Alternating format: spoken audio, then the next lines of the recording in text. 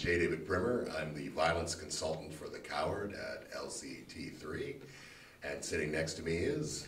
Waldo Warsher, special effects designer, in charge of making things bloody and kind of mayhem, and being a great companion to this fine gentleman right here. Oh, bless your heart, Waldo. Yes, we are the team of Blood and Guts. We've got blood over here, we've got guts over here.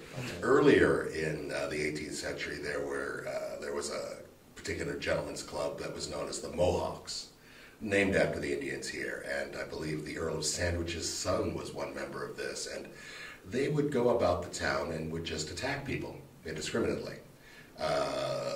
And this seemed to be fine for gentlemen to go about doing this. The guns that we've got for the show are being supplied by weapons specialists.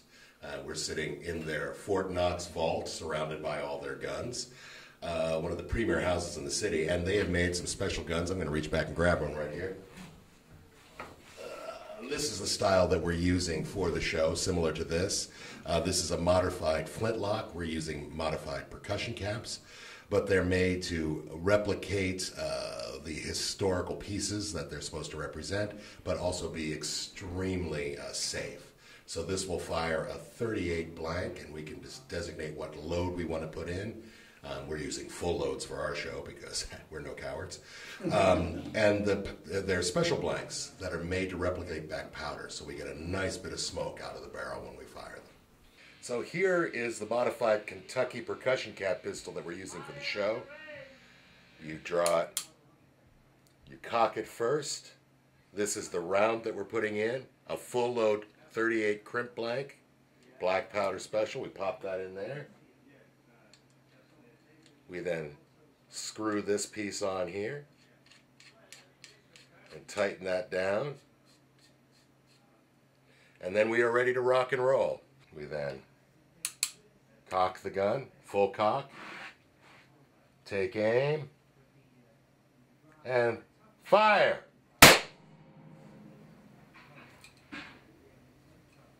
That is the action on the guns. That's what you'll be seeing in The Coward. Yeah, it's all shock and awe.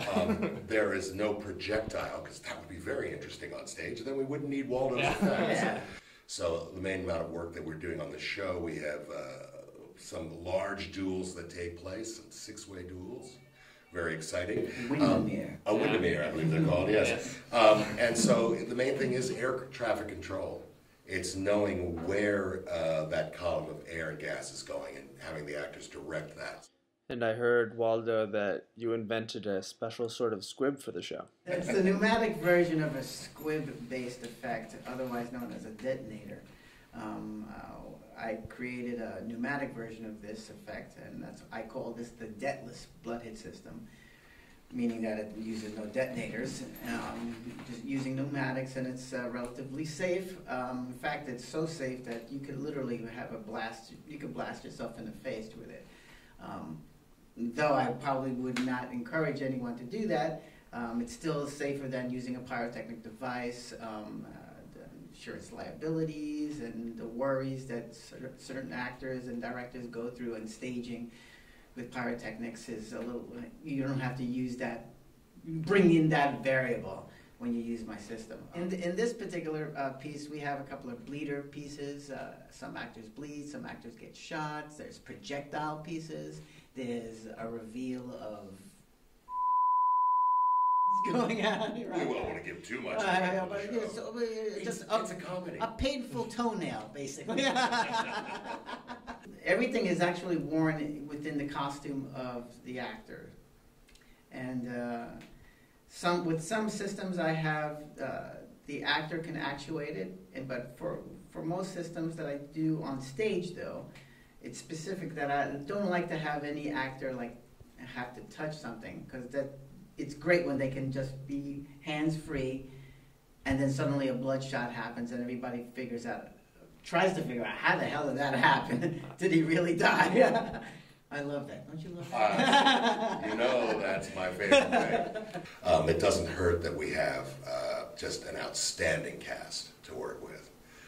That really helps. You just don't want to have that crazy person out there with a gun, and we don't. We have an extremely talented and responsible cast. Yeah. And, Nick's given us a fun piece to work with, and Sam's given us pretty much a free hand. So we've gone to town.